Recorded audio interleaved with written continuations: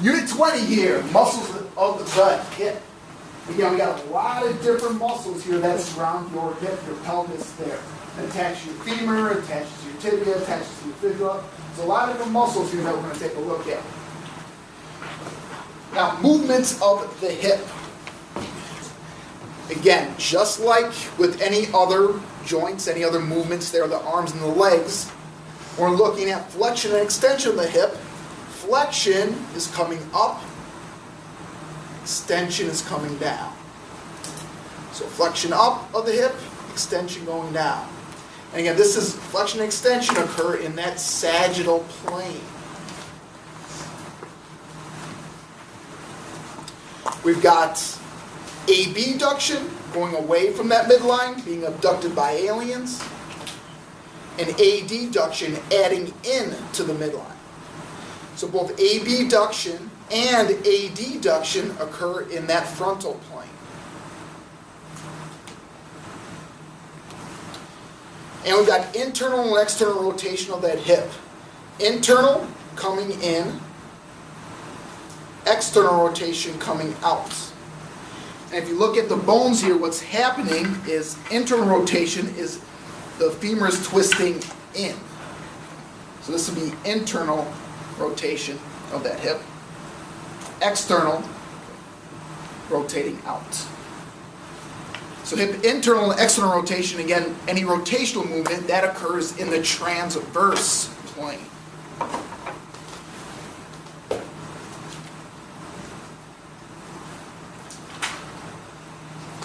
This chart, again, you should have in that big old packet. Again, notice, a lot of different muscles here. Some only have one action, some have multiple. So as we go through here, feel free to use that as a reference. Possible solution.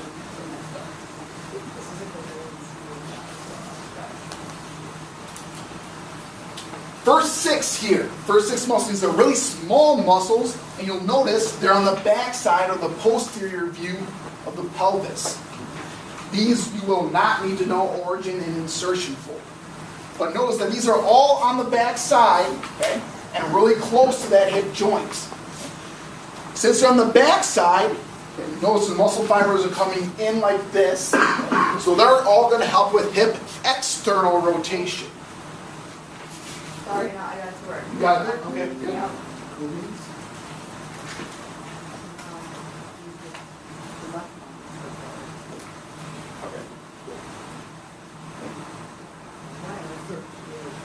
Okay, cool. And so all six of these muscles here, they help with hip external rotation. Again, twisting out. Start at the top there, piriformis. This one up here. If you've ever heard of the piriformis stretch, okay? So that's often where people will put their ankle on their knee. They're going to bring their chest to their shin. Okay? The stretch you feel, okay, that muscle you're feeling being stretched is the piriformis. You've got two gemellus muscles, superior and inferior. Superior right here, inferior there. Located in pretty much the same spot. Superior, inferior, one is above the other. We've got two obturator muscles. Obturator internus and externus. Here's the externus, here's the internus. Remember, this hole in your pelvis is the obturator foramen. Obturator foramen, foramen meaning hole. So these two muscles, they attach close to that obturator foramen. And then we've got quadratus femoris right here. And I want you to start this one because this is similar sounding to another muscle we're going to talk about a little bit later on.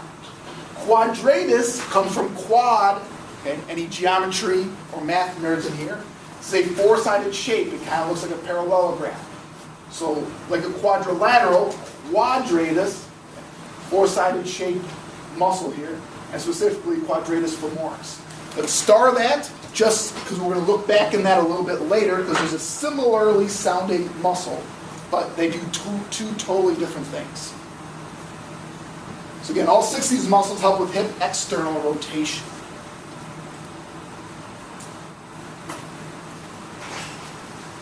Next three here, your gluteal muscles. Make sure you know origin and insertion for all three of these. So gluteus, if you see that anywhere, we're thinking butt. We're thinking your booty.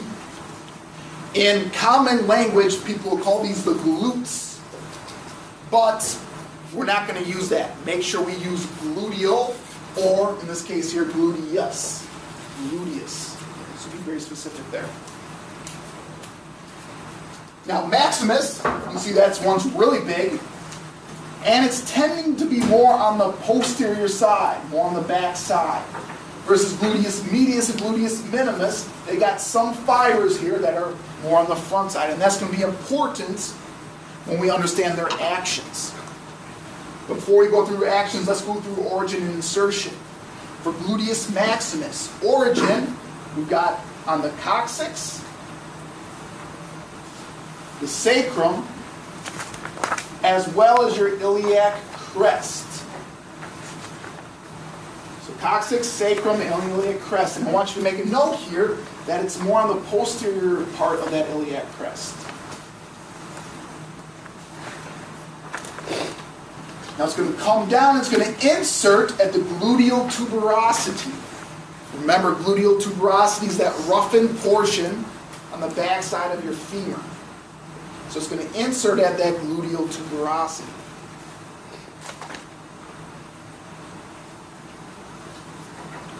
Gluteus medius and minimus, they have the same origin and insertion. The medius muscle is superior, or it's superficial. It's right on top of the gluteus minimus. So gluteus medius is on top of the gluteus minimus.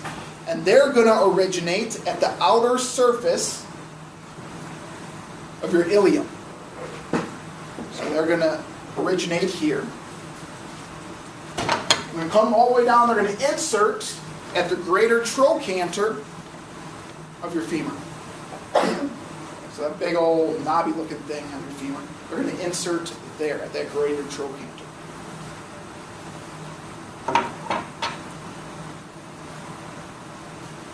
Now as for actions, notice here that all three muscles have some fibers that are going straight up and down.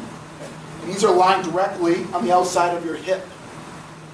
So all three of these muscles help with hip abduction. So they're all going to help with this motion here. Hip abduction.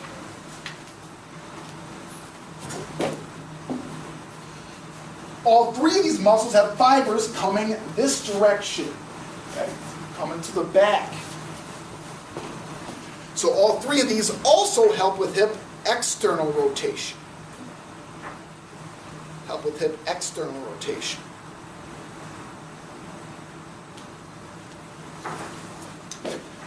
But from there, the actions kind of get mixed up a little bit. Notice here that the gluteus maximus, all these fibers are running this direction. Versus medius and minimus, we got some coming like this. Okay. Coming up and forward. Because again, they originate at part of that ilium, or on the anterior side. So with that, gluteus medius and gluteus minimus are also going to help with hip flexion.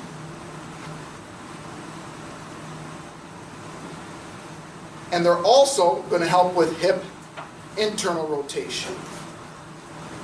So they help with hip flexion, and they help with hip internal rotation.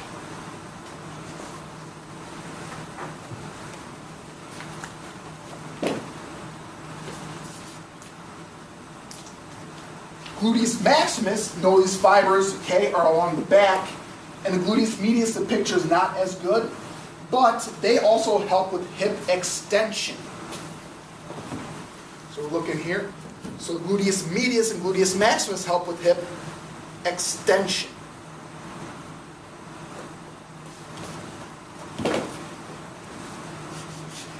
And finally, gluteus maximus here has some of those fibers that are more on the medial portion of that femur coming in. So the gluteus maximus also helps with hip adduction, adding in. So that's the lone action there, gluteus maximus, that it does by itself that the gluteus medius and minimus do not help with.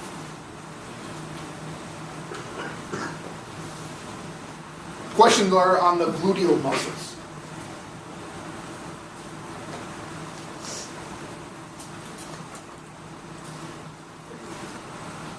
Next up, we got our 3 hamstring muscles. The biceps femoris, semitendinosus, and semimembranosus. One point to emphasize here is biceps brachii was the muscle we had in our arm. Brachii meaning arm. But biceps femoris femur, that refers to the leg. And that's why we have to be specific when we're talking about these muscles. So you have your 3 hamstring muscles. How I like to remember where they're located, because they will be on the cadavers. Semimembranosus has the letter M. M meaning most medial. So you'll notice here in yellow, semimembranosus is the one that's most medial.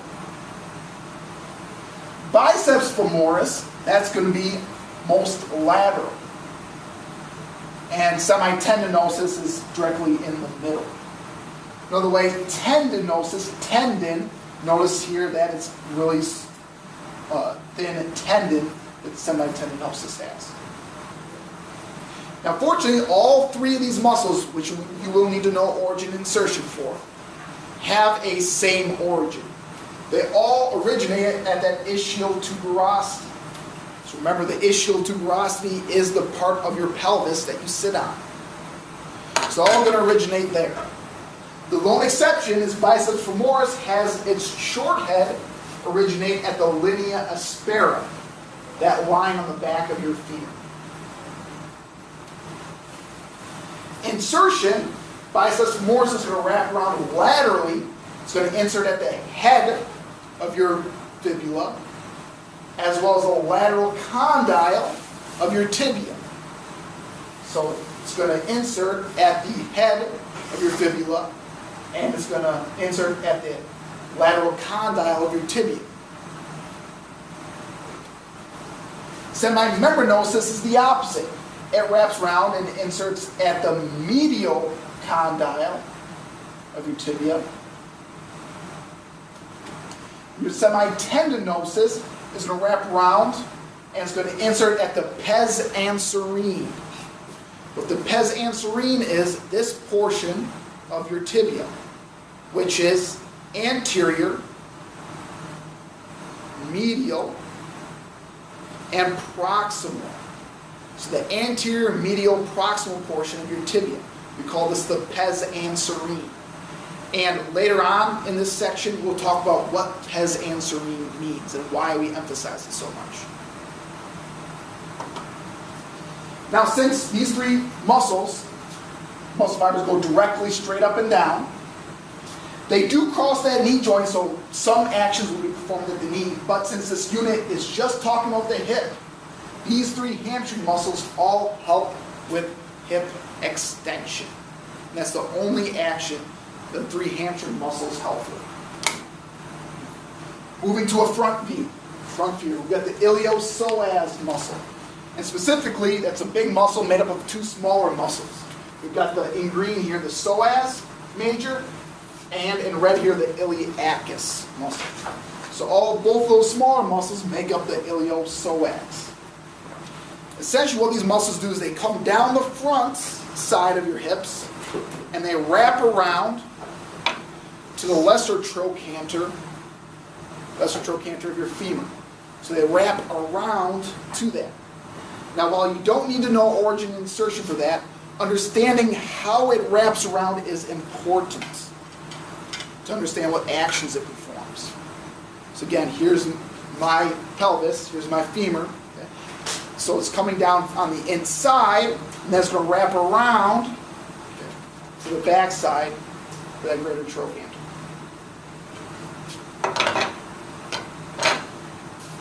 Now the way these muscles are lined up, notice they're going vertical and they're on the anterior or front side of your skeleton. So they're going to help with hip flexion.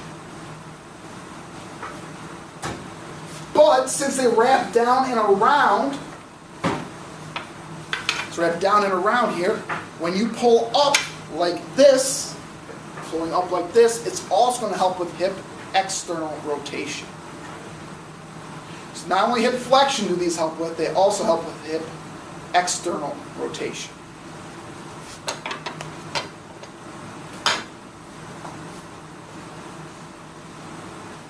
Again, you do not need to know origin and insertion for this one.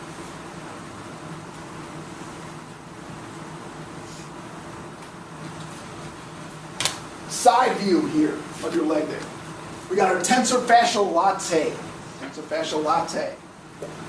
Some of us are big coffee drinkers. There's no connection to it, but latte, however you like to pronounce that. So this muscle is on the outside of our hip, more anteriorly. Notice here that its origin, which you will need to know, is going to be on that iliac crest, but just kind of make a note that it's on the anterior portion. The reason why I want to make note that it's on the anterior portion is that's going to affect what actions this muscle performs. So its origin is at the iliac crest. It's going to insert at the iliotibial band. Ilio meaning iliac, tibial meaning tibia. Now, in short, which you more often hear and which you can abbreviate is, this is the IT band. And that's this big, long piece of connective tissue, goes all the way down and attaches at your tibia. So again, this muscle is all the way on the outside part of our thigh. Now, because it's directly on the outside, we know that hip abduction, moving away from the body, that's going to be one of the actions this muscle performs. But since it's on the front side, it's also going to help with hip flexion and hip internal rotation. And what you'll find is a lot of the muscles, if you've got hip flexion, the same muscle will also help with hip internal rotation. It's not a hard and fast rule, but more often than not, if we're doing hip flexion, hip internal rotation is going to come with it.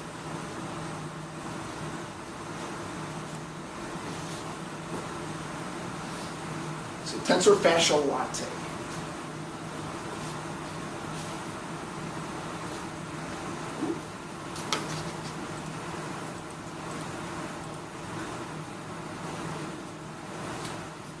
Next two, sartorius, rectus femoris. Do need to know origin and insertion for these. Starting with the sartorius. Notice here that it originates all the way up at the ASIS, all the way up top there at your pelvis. And it's going to wrap down and around diagonally, kind of like a seat belt. Sartorius, letter S, seat belt. It's going to insert at the pes anserine. Pes anserine. Remember, pes anserine is the anterior medial portion of your tibia. So right there. Sartorius there. So it wraps around, kind of like a seat belt, inserts at that pes anserine. Now, since this is on the front of your hip, and the muscle fiber is going up and down, this is helping us with hip flexion. Pretty much any other muscle here in the front there, it's going to help with hip flexion. However, kind of like the iliopsoas, because it comes down and around, and if I pull up, so I got my sartorius here, and I'm going to pull up like this, it's also going to help with hip external rotation. It's not only flexion, but hip external rotation. Additionally, since it's coming at this angle here, it's kind of weird, it's kind of funky, but this muscle is also going to help with hip abduction. This helps pull it out to the side. Sartorius helps with hip abduction.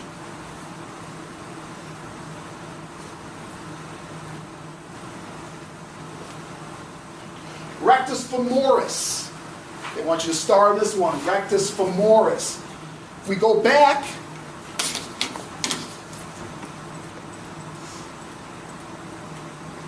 we had quadratus femoris. Quadratus femoris back here. This was a small muscle on the backside of your hip. Quadratus in this case came from, again, from its shape. Coming back though, rectus femoris. The reason why this can kind of get confusing is the rectus femoris is one of 4 muscles that are part of our quadriceps groups. The quadriceps group of muscles. Now, the other 3 quadricep muscles are not going to be talked about in this unit because they do not cross that hip joint. They only help affect what happens at the knee. But the rectus femoris is the lone quadriceps muscle that does cross the hip joints. You will need to know origin and insertion there for the rectus femoris. Now, it kind of does a poor job of the picture actually showing where that's at here, but it should be originating at that AIIS. So it should be originating up here, as well as close to the acetabulum. And more specifically here, it's originating at the ilium above the acetabulum. So if we're looking here, so it's going to kind of originate, so AIIS, so way up here, but also it's going to attach somewhere right here. So that's going to be an origin. AIIS, and it's going to be originating right here. It's going to come all the way down. It's going to insert at the patella. Insert at your kneecap. And from there, the patellar tendon is going to insert at the tibial tuberosity. So this entire thing, it does cross that knee joint, so it will do actions at the knee. However, we're just talking about the hip for this unit, and since it crosses the hip in the front and those muscle fibers go straight up and down, we're looking at hip flexion as the lone action that the rectus femoris helps us with at the hip. So again, don't get it twisted. Rectus femoris and quadratus femoris are 2 totally different muscles. So just be careful with that.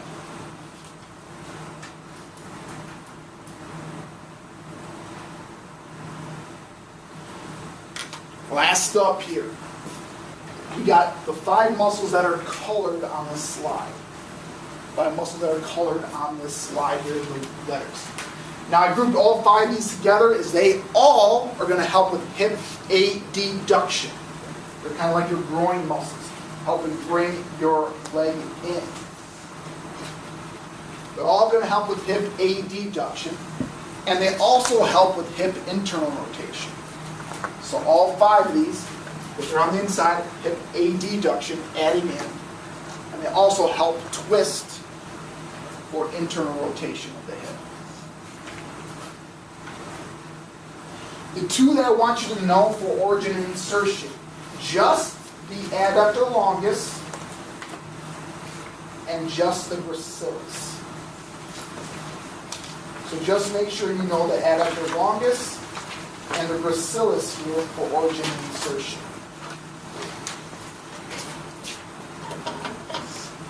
Adductor longus is going to originate at the body of the pubis.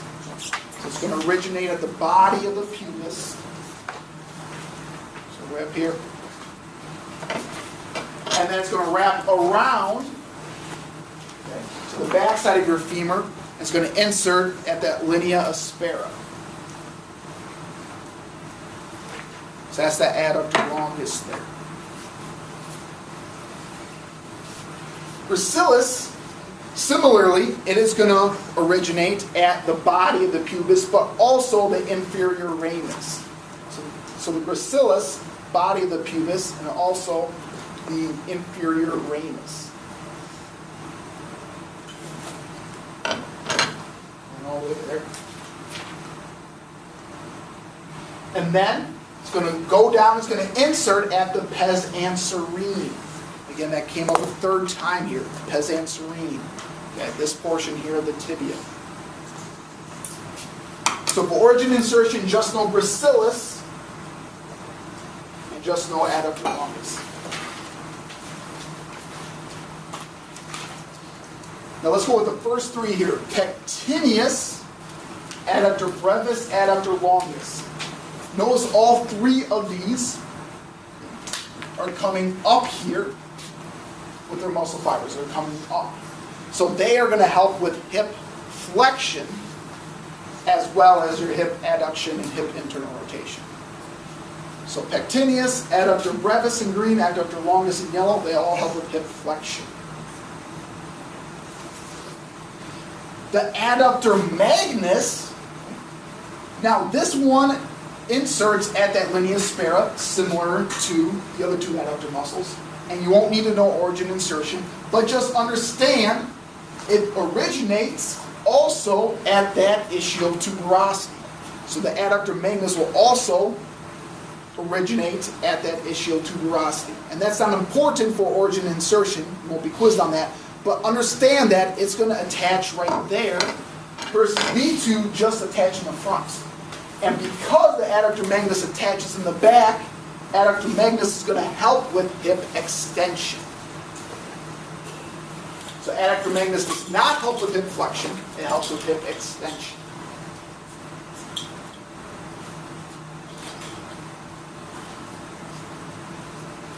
Again, all five of these muscles here, make sure you know those origins, the origin insertions for the two, and then make sure you know actions for all five. Lastly, pes anserine. So that was an insertion for three of our muscles, so gracilis, semitendinosus, and sartorius. That's loosely translated to mean goose foot. I believe it's in Latin. Now, why this is such a special spot? The reason it's so special is we've got three different muscles that attach here.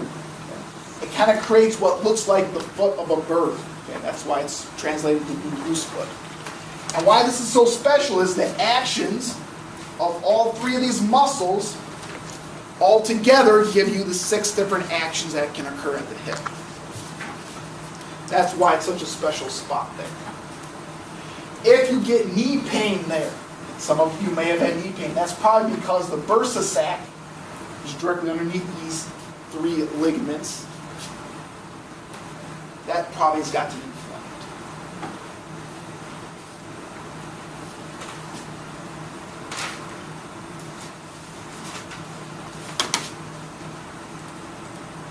So these were the cadaver ones. Feel free to look back at that later on. And these are the origin insertion muscles that you will need to know.